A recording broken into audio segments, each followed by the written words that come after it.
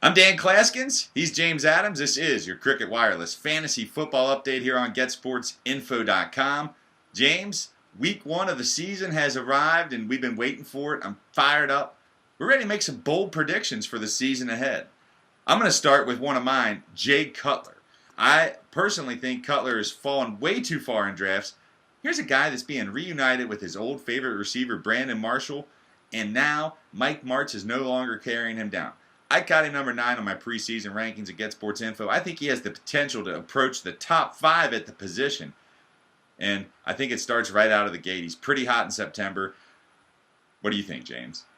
You know, there's one thing about Jay Cutler I've never liked. He's a very arrogant guy. But the thing is, he's a very talented guy. So you reunite him with Brandon Marshall, another guy who's both very arrogant and very talented. The two of them just seem to get along well together. I don't know that they need to have a great playbook together to work well because they just know how to work off each other. So I expect them to be ready to go week one. And I'm going to have to agree with you that I think it's a good play this week, both guys. Check out this stat on Cutler. 11-6 with a 62.9% completion rate. 30 touchdowns, 19 picks, and 17 career September games. He's getting about 276 a game in that span. I love him. James, there's another quarterback you love for 2012. Let's get your bold prediction. You know, since the preseason began, Russell Wilson was a guy who just caught my eye. And Matt Flynn, on the other hand, got all that money in Seattle but performed very poorly. Wilson got the starting nod. He is in the mold of a Cam Newton. By no means do I suggest that he's going to have the same kind of season Cam had last year. But his 5 TDs to 1 interception ratio in those preseason games, you look at the fact that he runs the ball very well so he can make things happen. I think Russell Wilson has a chance to be maybe a low-end quarterback number 1 by the end of the season. And this is a guy who didn't even have the starting gig just 2 weeks ago. Yeah, I like Russell Wilson too. It's definitely going to be something to watch. I think he's a solid backup quarterback to add, especially if he's sitting out there on your waiver wire. A lot of guys didn't draft him when they drafted earlier in August. So Vincent Jackson is the next bold prediction I'm ready to make, though. And the new Bucs receiver is one I'm boldly predicting to be a bust. He's been paid now, people. He's never been consistent. I think he takes a down step in that offense where Greg Schiano is going to like to pound and run that football. And you're no longer having Phillip Rivers aired out. Josh Freeman has yet to prove that he has those dynamics. While I think Jackson might have some home run tile weeks to help owners, I'm not expecting him to do it on a consistent enough basis to even consider him a high-end wide receiver too. James, he's a flex play in my mind. What's your take? If I've got Vincent Jackson, I'm praying he has a big week one, and I'm trying to move him. Because just like you said, Dan, at times you can just tell his heart's not in it. He's not been a guy who has been reliable week in and week out, either from a fantasy perspective or from the San Diego Chargers perspective before. And like you said, he's losing a guy I think is one of the top quarterbacks in the NFL. Maybe not fantasy-wise, but Phillip Rivers is a great leader on the team.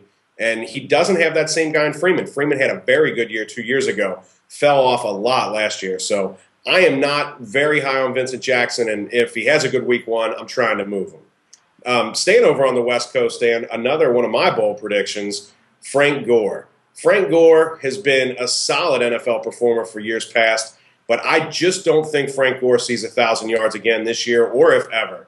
He's had knee troubles. Injuries have haunted him. James, there's just too many running backs there. That's the problem. And Brandon exactly, Jacobs, Kendall Hunter, they draft LaMichael James. I'm with you. You're giving a bold prediction. What are the stats for him this season? Frank Gore, to be frank, I think he'd get maybe 800 yards because LaMichael James was picked. They're going to go to him. They brought in some wide receiver help, so I think they're going to try to make Alex Smith a better option. And obviously Jim Harbaugh, having played quarterback in the league, he's going to want to throw the ball a little bit. And then you've got Brandon Jacobs. And if this guy can stay healthy, he comes in and snakes away all those touchdown carries from Frank Gore. So if Gore gets 800 yards and 3 touchdowns, he's certainly maybe 5 touchdowns. He's not the guy you drafted to be your RB2. My bold prediction on Frank Gore is if, again, another one of those guys you're praying that has a big week one and move him. Yeah, I'll tell you, I'm not disagreeing. My bold prediction at tight end is coming with Kyle Rudolph. The Minnesota Viking is a guy that I have 10 on my preseason rankings, but I think he has the potential to be even better.